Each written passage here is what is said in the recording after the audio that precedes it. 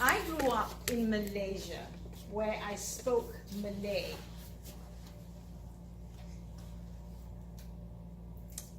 It's an island language related to Hawaiian. Malaysia was a British colony. It became independent in 1957. Children born before 1957, I was born in 56, went to British schools. There we were, on the equator, 90 degrees, all day, every day, and we would learn poetry about daffodils and stories about snow. Nobody told us what they were. We just read as if we were in England. The first day of school, I was terrified. My mother and father together, they might have gone to school for 5 years. School was not warm and fuzzy. School was foreign, cold, strange, unknowable, suspect. So they sent my aunt with me to school that day. The classroom had large doors, French doors, and she stood there.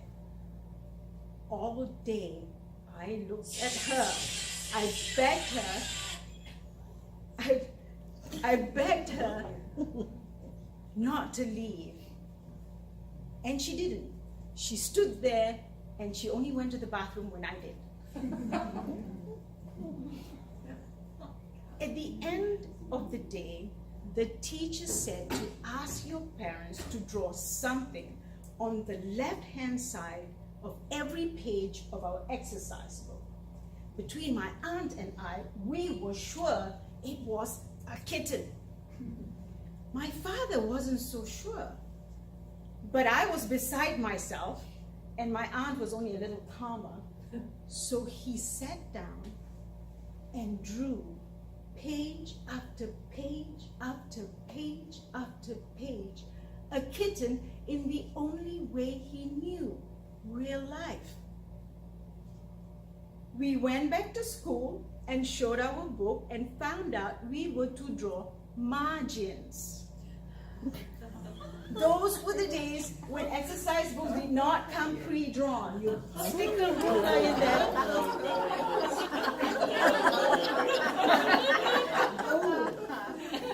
I was in dire straits. Lucky for me, I had a neighbor, Auntie Annie. Auntie Annie's grandfather was English. Not only did she speak English, she was giving classes to her grandchildren in the afternoon. I joined her class.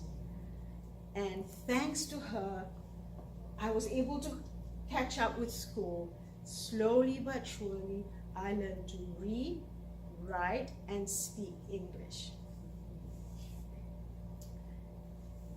In the early 60s, television was entering homes all over the world.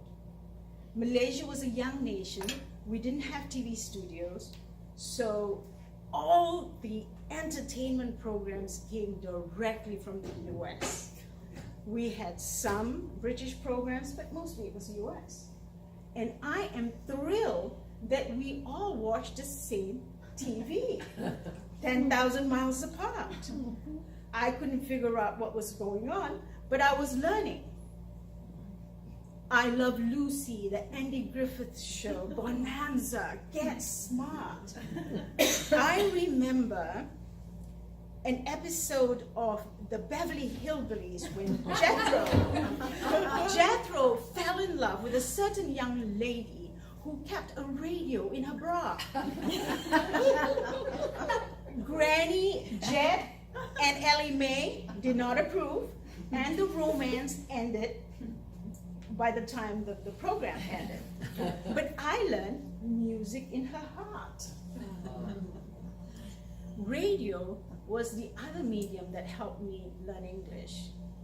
So the Royal Australian Air Force had a base in my hometown, and they played the hit music. And in those days, they played the same song 15 times. And my aunt and I were thrilled because we would be ready with our pencil and our paper, and we would scratching what we thought the lyrics were. And when we were happy with the lyrics, we copied it into our songbook. So for years, we were singing nonsense. So remember the song, you're a devil in disguise. So we were singing, you're a devil in the sky.